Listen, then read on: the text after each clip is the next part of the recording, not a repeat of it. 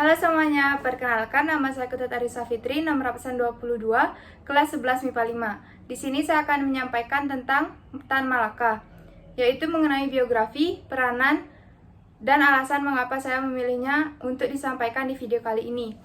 Berikut adalah videonya. Tan Malaka adalah sosok laki-laki kelahiran Suliki, Sumatera Barat pada tanggal 2 Juni 1897 dengan nama asli Sultan Ibrahim. Nama lengkapnya adalah Sultan Ibrahim gelar Datuk Sultan Malaka. Tan Malaka adalah anak dari pasangan Rasa Kaniago dan Sinah Sinabur. Seperti pemuda-pemuda asal Minangkabau lainnya, pada waktu itu ia mempelajari ilmu agama dan bela diri pencaksilat. Ketika usianya 11 tahun, ia mendaftarkan diri ke Quick School, sekolah calon guru di Fort Decock yang sekarang bernama Kota Bukit Tinggi. Singkat kata, setelah 5 tahun mengenyam pendidikan di Quick School, orang-orang sekampungnya menganggap dia berpotensi. Oleh karena itu, engku atau kakek-kakeknya mengumpulkan uang untuk Ibrahim bisa lanjut sekolah di negeri Belanda. Ia akhirnya diterima di Regics Quick School atau sekolah kejuruan guru kerajaan atau negeri di kota Haarlem, Belanda. Fenomena ketimpangan sosial yang terjadi di Eropa disambut dengan lahirnya ideologi sosialisme dan komunisme. Hal itu membuat Tan Malaka semakin penasaran dengan gagasan komunisme dan melahap habis buku Karl Marx, Friedrich Engels, Vladimir Lenin, dan lain-lainnya. Setelah menyelesaikan studi di Belanda, Tan Malaka menjadi seorang guru bahasa Melayu untuk anak-anak buruh perkebunan teh dan tembakau di Sumatera Utara. Pengalaman mengajar inilah yang menjadi inspirasi pertama Tan Malaka untuk memperjuangkan hak rakyat dari bentuk kolonialisme Belanda. Berbekal keberanian untuk membela kaumnya dan pengetahuan sosial politik, Tan Malaka bergabung organisasi ISDV yang didirikan pada 1914. Namun, organisasi ini tidak berjalan lancar, yang ujung-ujungnya pihak Belanda memenjarakan para pengkhianat tersebut. Dalam proses bentrokan ISDV dengan pemerintahan Belanda, ISDV sempat mengundang simpati para pemuda Muslim di Sarekat Islam, yang pada saat itu dipimpin oleh Samaun dari Surabaya dan Darsono dari Solo. Lambat laun, gerakan ISDV ini didominasi oleh kaum pribumi Muslim. Sampai akhirnya pada tahun 1920, ISDV resmi berganti nama menjadi Perkumpulan Komunis Hindia atau PKH. Tan Malaka sudah kesal akan penderitaan kaumnya, memutuskan untuk pindah ke Jawa dan bergabung dengan PKH. Di Semarang, Tan Malaka dipercaya untuk merintis sekolah rakyat untuk menjadi guru sekaligus kepala sekolah di sekolah tersebut. Sayangnya, kolaborasi antara SI dan PKH tidak berjalan lancar karena banyaknya anggota SI, terutama H. Agus Salim, yang berpikir bahwa pandangan politik sosialis dan komunis tidak selaras dengan syariat Islam. Ujung-ujungnya, PKH tetap lepas sepenuhnya dari pengurusan SI. Dalam keputusan Kongres Sarekat Islam 6.921, setelah menjadi organisasi mandiri, Samaun menjadi ketua PKH. Dalam masa kepemimpinannya, Samaun cenderung mengambil langkah yang hati-hati. Sampai akhirnya Tan Malaka memiliki kesempatan untuk mengambil alih kepemimpinan PKH. Tan Malaka mengambil jalur radikal dan tidak peduli dengan penilaian Belanda. Karena pemerintahan Tan Malaka merugikan pihak Belanda, ia ditangkap oleh polisi Belanda dan atas perintah Gubernur Jenderal Dirk Vogt, Tan Malaka diasingkan ke Belanda agar tidak memimpin pemberontakan lagi. Di dalam pengasingan, Malaka join dengan Communistische Partij Nederland atau CPN. Lebih gawatnya lagi, saking cerdasnya Tan Malaka, ia juga kepilih menjadi kandidat ketiga. Sayangnya, karena umurnya masih muda, dia tidak bisa menjadi anggota DPR Belanda. Gagal menjadi parlemen di Belanda, Tan Malaka bertemu dan bergabung dengan rekan seperjuangannya, yaitu Darsono, yang pada waktu itu menjadi perwakilan Komintern di kota itu.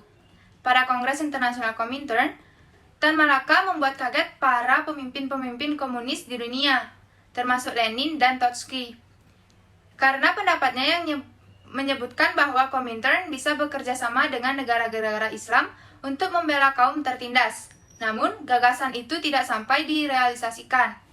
Berikutnya, Tan Malaka ditugaskan menjadi agen Komintern di Asia Tenggara dan bermarkas di Kanton, Tiongkok. Di sanalah Tan Malaka menyusun sebuah gagasan masa depan bagi Hindia Belanda yang dia bukukan dengan judul Naar de Republik Indonesia. Setelah PKI dihancurkan oleh pemerintahan kolonial Belanda, pada tahun 1926, Tan Malaka mendirikan Partai Republik Indonesia di Manila. Dia menjalankan partai ini dari jauh dan mendirikan perwakilan di berbagai daerah di Indonesia dengan bantuan rekan-rekan mantan anggota PKI. Setelah puluhan tahun mengungsi, Tan Malaka akhirnya memutuskan untuk diam-diam kembali ke Indonesia, dan setelah sampai di Jakarta, Tan Malaka menyamar sembari kerja menjadi pegawai dinas kesejahteraan sosial. Walaupun Belanda sudah diusir oleh Jepang, tapi Tan Malaka masih menyembunyikan jati dirinya sampai Bung Karno dan Hatta memproklamasikan kemerdekaan Indonesia pada tahun 1945. Selama masa persembunyiannya, Tan Malaka menulis karya terbesarnya yang berjudul Madilog, sebuah buku yang isinya argumen tentang pentingnya berpola pikir analitik dalam mencapai sebuah kesimpulan yang valid. Setelah Jepang menyerah dari sekutu dan Indonesia memerdekakan diri, Malaka memunculkan identitasnya di depan umum. Setelah proklamasi dibacakan, Tan Malaka melakukan tur Indonesia dengan memberitakan kabar gembira tersebut. Dalam ujung tur keliling Jawa, Tan Malaka juga sempat bergabung dengan perjuangan rakyat Surabaya untuk secara langsung berjuang mengusir tentara Belanda atau Allied Force for Netherlands East Indies atau AFNEI yang dipimpin oleh Lord Mountbatten dan wakilnya Brigadir Aubertin Walter Sorten Malabi dalam upaya mencoba lagi menyusup ke Indonesia.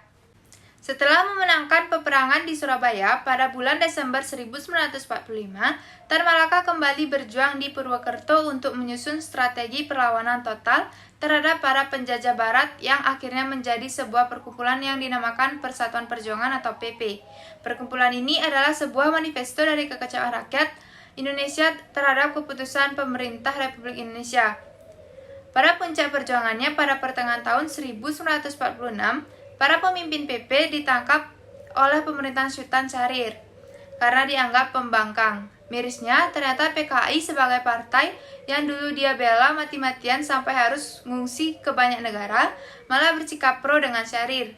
Pada saat dipenjara oleh Syahrir, inilah ia menciptakan beberapa buku masyhur yang berjudul Rencana Ekonomi, Tesis, dan Gerilya Politik Ekonomi. Ketika dibebaskan dari penjara oleh pemerintahan Amir Syafruddin PKI, Tan Malaka langsung melihat kenyataan bahwa kekhawatiran dia selama ini yang menentang jalur perundingan ternyata kejadian juga melalui perjanjian Renville. Dalam kondisi Indonesia antara ada dan tiada seperti itu, Tan Malaka ngomong di radio di daerah Kediri. Himbauan inilah yang membakar semangat rakyat, tapi juga sekaligus menyebabkan Tan Malaka dianggap sebagai pemberontak. Sejak saat itulah Tan Malaka diburu oleh tentara negara yang dia bela mati-matian selama 30 tahun terakhir, sampai akhirnya terbunuh oleh Tentara Nasional Indonesia di Kediri, Jawa Timur pada tanggal 19 Februari 1949 dan jenazahnya tidak diketahui keberadaannya sampai sekarang.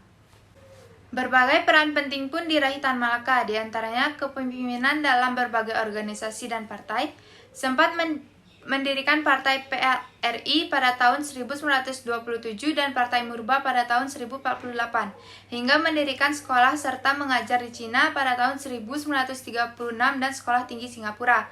Ada hal yang sangat penting dalam kemerdekaan Indonesia pada tahun 1945 di mana peranan Tan Malaka dalam mendorong para pemuda yang bekerja di bawah tanah masa pendudukan Jepang agar mencetuskan revolusi, yang tepatnya pada tanggal 17 Agustus. Pemerintah Indonesia menyatakan Tan Malaka sebagai pahlawan nasional melalui ketetapan Presiden RI nomor 53 tanggal 23 Maret 1963. Alasan saya memilih Tan Malaka adalah karena keberanian dan semangat yang membara dalam dirinya. Walaupun sudah diasingkan dan dipenjarakan beberapa kali, beliau tetap berjuang demi bangsa Indonesia.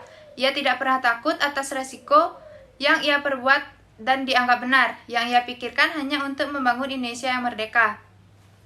Sekian video saya mengenai Tan Malaka. Maaf jika ada salah kata. Terima kasih.